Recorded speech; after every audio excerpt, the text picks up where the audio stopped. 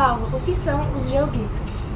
Os geoglifos são estruturas cavadas em terreno, né? Como é que a gente chama isso? Earthworks. São trabalhos usando a terra, ou seja, você tira a terra e na maneira que você vai tirando a terra, você vai formando figuras, formando feições, né? E isso aí, esse tipo de trabalho, ele tem no Acre, aparece também em Nazca, né, no platô de Nazca, no sul do Peru, aparece agora em Ica, no Peru também, e digamos assim, é uma cultura, né, que vem de muitos anos, né?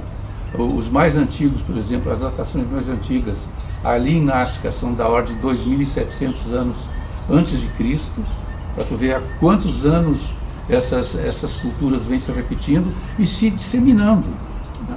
Então ali no Acre, quando for abrir a estrada que vai de Porto Velho até Rio Branco, no início dos trabalhos eles fotografaram, fizeram fotografias aéreas e apareceu uma dessas estruturas. E aí foi levado para o pessoal da USP, o Dr. Aldemar Dias, que recebeu essas fotos. O Aldemar não conseguia saber o que era aquilo, identificar, foi até o INPE e lá conversou comigo, né, mostrando o que tinha sido descoberto, etc. E a gente foi, através, então, depois com imagem de satélite, essas coisas todas, descobrindo outros, né? E eu, particularmente, descobri dois, usando imagens do Cibers, e o que mais me chamou a atenção, claro, todo mundo já tinha mapeado algum, né? Com vários formatos, etc. Mas, para mim, eu pensei um pouco mais na frente, um pouco mais adiante. Como é que eu posso realmente ter uma datação para a gente poder fazer uma correlação mais regional desse tipo de estrutura? E a primeira coisa que eu percebi foi que, nessa que eu tinha descoberto, ele estava perto da vegetação da amazônica pura. E estava, claro, numa região que havia sido desmatada. Por isso que eu encontrei ela. Porque se estivesse dentro do mato, eu não teria como descobrir ela. A não ser agora, recentemente, usando os LiDAR e os radares de banda P, que penetram a vegetação e vão até uma certa profundidade na terra. Aí fica até mais fácil, mas quando eu estava estudando isso aí, não tinha esse tipo de tecnologia. E o que me chamou a atenção foi isso, quer dizer, a estrutura, era um quadrado, os cantos assim, um pouco mais arredondados, e media aproximadamente 200 a 250 metros de lado. Então, é uma estrutura bem poderosa. E do lado tinha a vegetação, e naturalmente, com a vegetação, tu não tinha como construir o geoglifo. Então, o que me diz isso? Que o geoglifo é mais antigo do que a vegetação, né? Se o geoglifo tem, como alguns diziam lá, 1000 anos, a vegetação amazônica no Acre é mais nova do que isso. Então, não é a vegetação que tem 10.000 anos, 8.000 anos, 12.000 anos. Não, ela é recente, né? Em menos de 1000 anos ela cresceu daquela maneira. Então, assim como ela cresce rápido, se vou deixar ela quieta, talvez se a gente deixar quieta grande parte da vegetação, as pessoas daqui a 1000 anos vão ter a vegetação de volta, mas tem que deixar quieto, como demonstra o meu geoglifo lá, tô certo? A outra coisa, a correlação, foi que logo ao norte, na boca do Acre, nós identificamos uma outra estrutura. Uma estrutura que tem assim um quadrado, também de uns 200 metros, mas não é fechado. E do meio do quadrado sai uma arruela, que vai encontrar um outro quadrado. Tudo bem, as pessoas já tinham visto já tinham visto dois, mas não tinham percebido essa ruela que une um ao outro. Eu olhei aquilo e pensei, mas onde é que eu vi isso? Onde é que eu vi isso? Onde é que eu vi isso? Eu já vi esse desenho em algum lugar. Aí fui olhando, cheguei lá na área dos maias e peguei só o contorno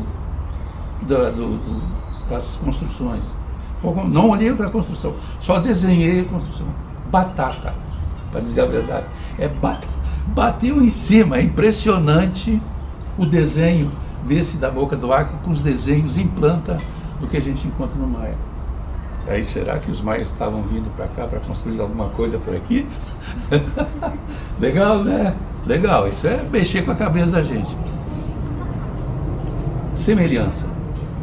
Se você olhar para as figuras de Nazca e olhar o procedimento como aquilo foi feito, lembra muito o procedimento lá do Acre. Só que lá, em vez de eles cavarem a terra,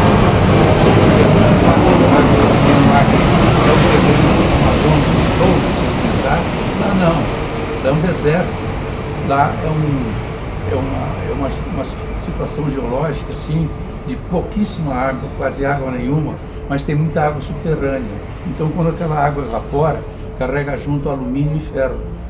Esse alumínio e ferro cria um verniz em cima do platô. E o que os caras descobriram, as culturas descobriram?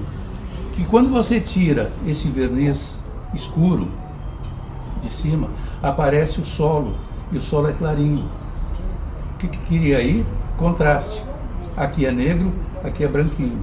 Então o que eles começaram a fazer? Eles começaram a fazer desenhos, né? As pessoas imaginam assim uma coisa aleatória, não, fazer desenho. Fazer desenho para quê? Em primeiro lugar. Ninguém vai perder tempo de fazer desenho porque acha bonito. Não.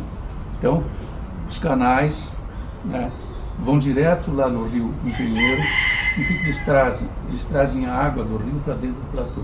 Então o platô deixa de ser um deserto para ter água em grande quantidade.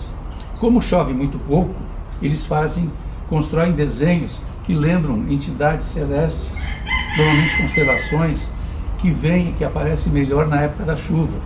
Então o que aparece na época da chuva? Um peixe, aparece uma mão, um tipo de pássaro que traz a chuva. Então o que eles fizeram? Começaram a desenhar essas entidades para que a chuva chegasse com mais rapidez lá para a aridez deles, né? E aí tem uma outra coisa também interessante. As linhas, você tem as linhas que são os eixos que trazem água, mas também tem linhas que elas se abrem assim, tipo, como é que eu vou chamar? Tipo, elas saem de um ponto aqui e elas se abrem até fechar lá na frente. É como se fosse um triângulo. E aí, assim, aí vem o desafio, por que eles faziam isso? E os astrônomos modernos descobriram que elas apontam para diversas constelações, principalmente para as Pleiades. E com essas Pleiades, eles antecipavam o futuro do clima.